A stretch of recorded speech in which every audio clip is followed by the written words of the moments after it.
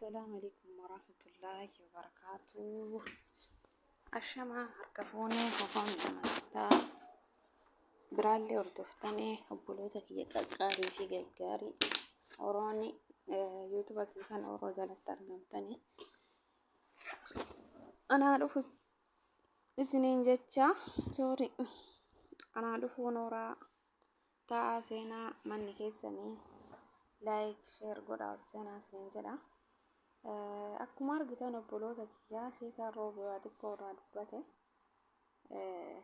haala ture jechuun hedduu boo'ee itti rifatee maqa balleessin hin taane isarratti adeemsifamee jennaan hedduu boo'ee hedduu rifate jechuun wallaahi hedduu qalbiillee nama cabsaa illee yeroo isa itti rifate beetii rabbii keessa dhaabatee wallaahi mucattiisan abaaree qullaa akkana qullaa dhaagadhu yoo ani hin qabne narra keettee jiraatte waan ani hin qabne narra keettee waan ani ofiin hin yaadanne ani beetti rabbi xaafuu dhufee biyya kiyyaa ka'ee kanaaf hin dhufne ani manuma sanis dhaqee hin qabu waan hin taane narra keettee jedhee wallaahi akkasi boo'ee qullaa dhaabatee uffata hargufee boo'ee jechuudha baay'ee garaa nama nyaata wallaahi subhaanallah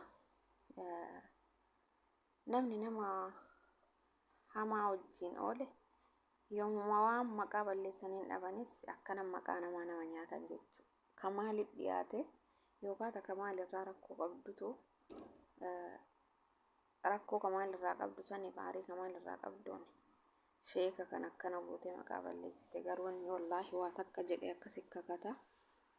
Kanaaf riyyaa badaa hojii yoo deeman maqaan taane argatan jechuun osuma waa takka hin balleessine sheekaan roobee akkasi biyya ofiirraa dhufee maqaan taane argatee hedduu aarillee kanaaf obboloota kiyyaa hedduu garaana nyaate wallaahi laazim hedduu takka garaana nyaate subhaanallah duniyaa dhuftuu tanaaf jennee duniyaa fe'amne yeroo daqiiqaa muraasa keessatti addunyaa tanarraa dhabamu ka yookaan ala baanee daqiiqatti makiinaan lubbuu nama dabarsee odoo amma wallaahi tottolfattee akka namni kamiitu gabbaatee hin deebi'a jettee baatee warri keechiinsi dhabu maatiin keechiinsi dhabu kana feemasa ta'a jettee maqaa namaa maal faayidaa qaba yaa obboloota kiyya wallaahi wala amantaa musliimaa ta'e amantaa kiristaanaa namnummaan kamuu amantammaan kamuu maqaa balleessi kana waan jedhee nama ajajuun jiru namni keenya namni yaada maraatti keessatti oromoon jechuudha maqaa ol balleessuu sheeka maqaa balleessuu nama amantaa kamiifuu yaani jaba jedhaniitiin laalan maqaa balleessanii xiqqeessuu olumaayii maqaa balleessuu wallaahi rabbiillee nama dallana jechuu sheeka kana inni nama sunnaa rasuulaa hordofu waan inni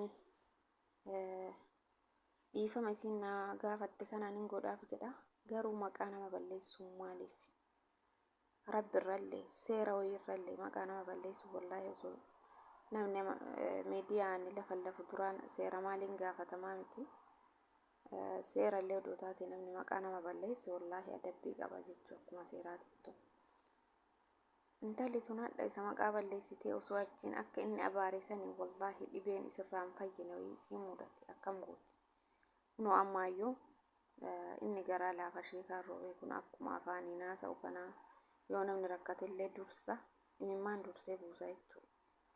Akkuma amma boo'ee kanaan akka inni qalbii cabee beetii rabbii keessa dhaabate wallaahi beetii rabbii harkaan qabatee si abaare kanatti rabbiin dallansuu inni yeroo san dallanee qalbii isaa cabsitee boo'ee jedhe san hanguma fedhe odoo inni dhiifama godhee fi irraa fuudhuu baatee dhibeen ilaa jiruu isii dhibamtu mataate akkam taati hagam taati wallaahi. Kanaaf ammayyuu keessaan na bilbilanii mucayyoo harmatu dhukkuba sheekaa afootu jedhii finaan jedhe as bahee afoo inaalillaa jedheef jechuun viidiyoon kun kan waraabeessa wallaahi ani nama sunnaa rasuulaa hordofuu afooytuun tarabbiiti afooytu godheefi jira jedhee afooytu jedheef ni jechuudha rabbiin isii haa qajeelchu afooytu inni jedhe kana wallaahi dhaga'ee rabbi namni madu gonguraa isirraa fuudhu garuu baay'ee nama wallaahi nama qaanessa jechuudha nama diinii rabbii nama akka barsiisaatiin nama afoo dhaabatee nama barsiisu tokko, nama waa irraa baratan tokko haguma fedhellee sheekaarroo beekuun akkuma amala isaatu waan fedhes haasa'u, waan badaan haasa'u jechuudha. Keessaan barumsa namaa kennaa wallaahi. Yeroo baay'ee waa'ima quraanaa kanarraa barsiisa jechuudha yeroo baay'ee. Kanaaf abbama fedhe yoo ta'e maaliif maqaa waan abbaan hin qabne nama balleessan? Garuu isheen kun waan ofii godhe akkasii wallaahi qullaa dhaabatee beetii rabbii keessa hargufatee uffata ofii qullaa dhaabatee akkasitti dhiifama isiin abaaru. Garuu namni eenyuma anumas ta'eesis ta'e yeroo maqaan keessi badu, yeroo waan ati hin eenyeen sirra kaayan, yeroo san akkamitti wallaahi akka itti dubbattu illee hin beektu ka. Akkaataa itti dubbatanuu nama dhiba jechuudha. Dubbatuu hin dandeettu yeroo saniif.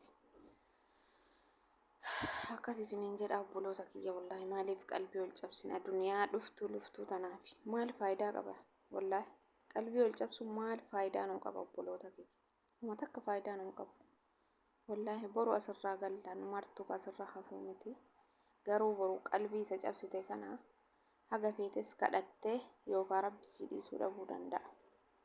Hadhaaf namatti fakkaatu feemasii ta'uuf akkas goote fa'aa isin feemasa taatee isa akkas gootee isa waan feete jetteen inni ammoo akkas isii abaaree yeroo saniif miira keessa jira waan ta'eef of laaluu hin danda'u. Rabbillee achumaan isii abaaree akkuma inni isa qalbii cabee abaaree sanii osoo waa taate osoo harmi sun akka dhibameen dhibee biraa keessa isii godhate akkam taate isaa ufuuti. Wallaahi isaa ufuuti. Namni gisee akkasitti dallanee nama abaaru akkanumattu gaarii miti. Beekti rabbii keessa dhaabatanii nama abaaru miti. Kanaaf rabbiin nu haa qajeelchu wallaahi yeroo irra boodaa keessa jira nama maqaa ol nyaatu feemasummaa waan hin taane fuudhanii walirra laxxafu olumaa xiqqeessu nama guddaa xiqqeessu barri keenya kana ta'e yaa obboloota kiyya wallaahi rabbiin uf nu haa beensisu nu haa dhiisu jechuudha. Baay'ee nama dhee namni waan tokko waan silaa boru miidhaa isirraan ga'u akkasitti hin cadhifne akka uummanni illee maqaballeessii kana abbaan illee ofii hin cadhifne hin beekti akka boru miidhamtus hin beekti feemasummaa isii yookaan ta duraatu hanqatti miidiyaa kanarraa ol isii galchuu danda'a. Wallaahi ijoolleen baay'een ni jaalata sheekaa roobee abbaa makamuu jechuudha. Wallaahi nama hedduu hojiin boo'e inni illee hin boo'e. Ani viidiyoo isaa ka jalqabaallee hunda dhageeffachuu baadhus dhageeffadhe jechuu aga tokko yeroo inni akkanatti achi keessa dhaabatee wallaahi uffata ofii hargufee uffata baafatee hargufu jechuu hidhaa oli. Kanaaf yaa obboloota kiyyaa rabbiin waa qajeelchu wallaahi qiyaamaan jedhan dhiyaattee jirti rabbiin waa qajeelchu maqaa ol balleessuu miidiyaa kanarraa waan hin taaneen eebima ofii eebii namni hin qabne namarratti baasanii maqaa ol nyaatu nama beekamaa xiqqeessuu sheeka xiqqeessuu namnummaan kamuyyuu wal xiqqeessuu bichaa taate barri. Kanaaf maal faayidaa namaa qaba waa inni hin qabne immoo maqaa nyaatti maal isii godha wallaahi waa takka isiin godhu inni dhiisee fi rabbi si haa dhiisu isiniin jedha obboloota kiyyaa waa'ee isaa asumarra dhaaba. Waa'ee Mubaarak Musammaa ammoo galgala ka wallaahi hedduu garaana nyaata keessa inni garuu obboleessi san tokkicha dhabeef Oromoo muluun dhabu jechuun garuu obboleessi isaa suni hedduu waan nama suukaneessu godhe. Dhumarrattis namni isa mucaa dhufee isa moo'achiise isatu leenca darbeedhaan.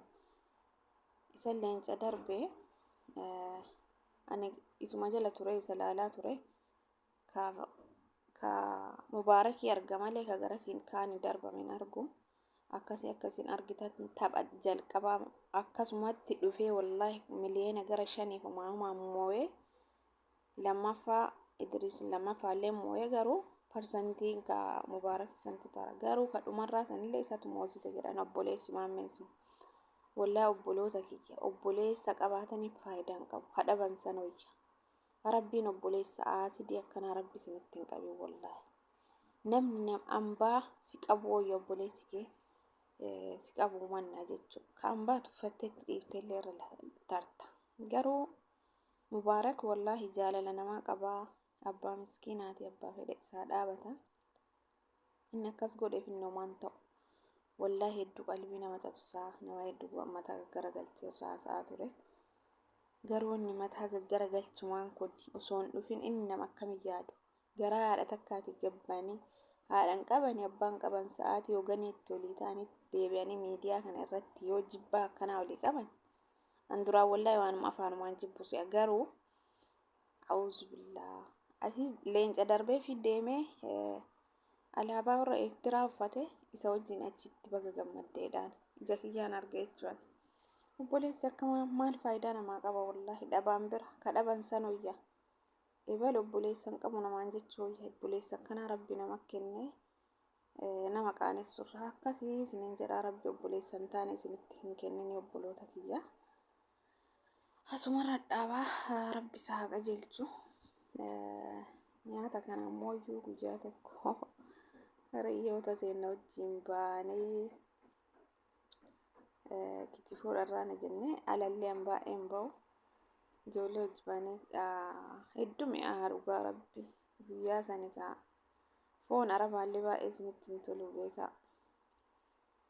Mana Oromoo dandheechi nyaannee isiniin jedha hedduu namatti tola. Hedduu quufnee nyaannee akka gisee raasaa hawwanii sanillee hin ta'u. Garuu mana arabaatti illee kitifooma godhanna haga qaabashaan mi'aawu jechuudha. Hedduu mi'aa kuni akkasii achi dhandhee mana Oromoo dhandhee kitifoo kana nyaannee dhugaa rabbi nyaanna wajjin yaaneen walitti duudanii nyaatanis hin mi'aaya. Hedduu namatti tola. Dhadhaa qabaa mixmixaa kanaan waaw isiniin jedha obboloota kiyya. Guyyaa sanii durbitti tiyya takka geeggeessuu deemnee achumaan isiillee gaabbasnee geggeessinee qaabinee fi akkasii nyaannee nyaatuu qabna jennee murteessinee jechuun akkasii wallaahi ani baay'ee alallee hin ba'u. Manatti garuu xalabannee beekna ka manatti xalabatan baay'ee mi'aawu harka ofiitiin hojjetan sanuun ga'u jechuudha. Nama dambanyaan sirbeettu waan ta'ine wallaahi hedduu mi'aa jechuudha. Kitifoon kun hedduu takka mi'aaya. Achuma asumaan isinillee akkuma waan nyaattanii xiqqabaa koottaa haa nyaannu. Garaa kiyya keessaan jiru kun qaata taree jira ka ture jechuun wallaahi guyyaa san dharraaneetu waan kalaas nyaatuu qabna jennee dharraane safara isaa dhandhellee akka carraa akkasii isiniin jedhaa. Waliin haa nyaannu koottaa sa'aatii argitanitti nyaattanii isinillee waliin haa nyaannu. Viidiyoo ijoollee fuula mul'ise baay'ee mul'ifne waan murasee bakka sanii jechuu obboloota kiyyaa haa nyaannu isiniin jedhaa. Timaatimiin ammaa sun ammoo mucattii takkatu asii galee gibbii ofii keessa dhaabate. Assalaamu alaikum.